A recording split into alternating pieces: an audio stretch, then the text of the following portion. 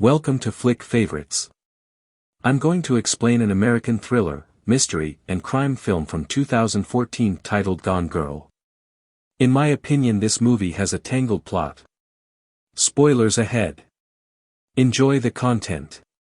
2012 marks Nick and Amy's 5th wedding anniversary. To meet his sister Margot, he heads to the bar. He speaks about his wife and appears a little upset. A scene from the past reveals how Nick and Amy first encountered in a restaurant and fell in love right away. Nick and Margot discuss his anniversary presents when they are back at the bar. After getting a message, he returns home and learns that his wife has vanished. Officer Jim Gilpin and Detective Rhonda Boney arrive on the scene after the man contacts the police. Detective Boney learns that his wife served as the model for her parents' best-selling book series, Amazing Amy, as they search the home for clues. Amy describes in her diary how joyful she and Nick were together and the night that Nick proposed to her. In order to conduct further research, Nick visits the police office, where Boney gives him an update on the situation. Nick appears to be uninterested in her questions about Amy's routine and behavior. When responding to asks, it seems strange that he is unaware of Amy's blood type or whether she has any close friends. While the police examine his house, Nick stays at Margot's place. She disapproves of the way he is managing the circumstance. Noelle, a pregnant woman, arrives at Nick's house when the detectives arrive and introduces herself as Amy's closest friend. Boney learns that all of Nick and Amy's credit cards and bar home are in Amy's name. Boney discovers an envelope stamped with Clue 1 in the morning while they are searching their home. Margot instructs Nick to appear upset because she fears that his composed behavior will give the impression that he is unconcerned about his wife. Rand and Mary Beth, the parents of Amy, join Nick at a news conference where they appeal for assistance in locating their daughter. Following the news conference, Amy's father alerts the police to her 2 ex-boyfriends and claims that one of them even emotionally assaulted her. Boney informs Nick of the first hint.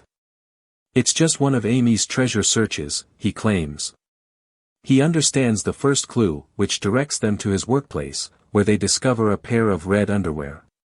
He also deciphers the second clue, which makes reference to a brown house. When Boney asks about the second hint, Nick replies that he is unsure. Nick then visits his father's home because he was aware of the information Amy had stated in the second clue. He discovers the third hint, but he keeps it from the authorities. Amy talks about the period when the recession caused them both to lose their jobs, which resulted in frequent arguments between them. Nick is invited to a party, and Desi, one of Amy's ex-boyfriends, also shows up. Boney is asked to watch him after Nick becomes wary of him. A woman snaps a photo of Nick as he exits the hallway. She refuses to remove it despite Nick's request. Mary Beth disapproves of Nick's behavior, and even television shows highlight his lack of interest throughout the entire ordeal. Nick and Amy moved to Missouri because Nick's mother was diagnosed with cancer, as Amy continued to write about their marriage in her journal. Nick does not involve Amy in his choices, which causes Amy to feel excluded from the entire situation. Andy enters Nick's apartment at Marcos and begins kissing him. She is instructed by him to keep silent and not bring up their affair in public. They have intercourse and carry on kissing. Amy purchases a bar for Nick after his mother passes away, but she is unhappy with him and believes that he doesn't really care about her. As time goes on, Nick only has intercourse with Amy. When Amy buys a gun, she writes about it in her journal, and the police learn about it. She claims that although Nick wants to get rid of her, he is unable to do so because she is the owner of the house's bar. She also discusses how their relationship is deteriorating and how she worries Nick will harm her. We witness Nick and Andy waking up in the morning. Margot notices her as he slowly leads her out of the flat. She screams at Nick and worries that he will get into serious problems if anyone finds out about them. She turns on the television and a presenter displays the photo that the girl earlier got of Nick. Tanner Bolt, a defense lawyer, responds to her question about the case by defending Nick, saying that just because he doesn't appear depressed doesn't mean he is to blame for his wife's absence. And Margot overhears the conversation and suggests that Nick hire Tanner as his attorney. Boney disagrees with Gilpin's belief that Nick is guilty. They get a luminal report that indicates that Nick and Amy's kitchen may have been kept clean of blood, further accusing Nick. Nick says that he is not responsible for Amy's disappearance and that he is working with the police at the vigil held in Amy's honor that night. He claims to adore his partner. Noelle, who is in the throng, rings him as he speaks and asks about whether he is aware that Amy is 6 months pregnant. The news that she was expecting shocked everyone. All of them begin to query, but Nick departs for his house. When Boney enters and inquires about whether Nick was aware of Amy's pregnancy, Nick replies that they don't even know Noelle. Boney displays to him images of Noelle and Amy having fun. Boney once more scans the images as he remarks that someone cleaned up a pool of blood in the kitchen, suggesting that Nick murdered his wife. Boney questions Nick about increasing Amy's life insurance policy and shows him all the credit card records. In an irate tone, Nick claims he did not purchase the items listed on the receipt. Without a lawyer present, Nick becomes irate and stops talking. Amy's partly burned journal is discovered in the fireplace when Boney searches Nick's father's house once more. The journal contains all the pertinent information, including Amy's worry that Nick might kill her. While waiting, Nick figures out the third puzzle piece, finds Margot's woodshed, and there finds the remainder of the items listed on his credit card bills as well as the gift package. Amy is seen operating a vehicle on a road in the following clip. Her voiceover narrates that she planned everything to frame her husband for cheating on her and taking everything from her. She describes how she worked on every aspect, from befriending Noelle to fabricating information about the pregnancy, to establish Nick as the murderer. Nick visits his sister and demonstrates to her everything found in the woodshed, implying that Amy is responsible for everything. Puppets are inside the gift package when they open it. When they translate Amy's message, they discover that she wanted Nick to be executed as retribution for her murder because she was aware that Missouri has the death sentence. On the other hand, Amy changes her appearance before leaving the house, books a room at the hotel, and joins Greta there. Tanner is the attorney Nick employs.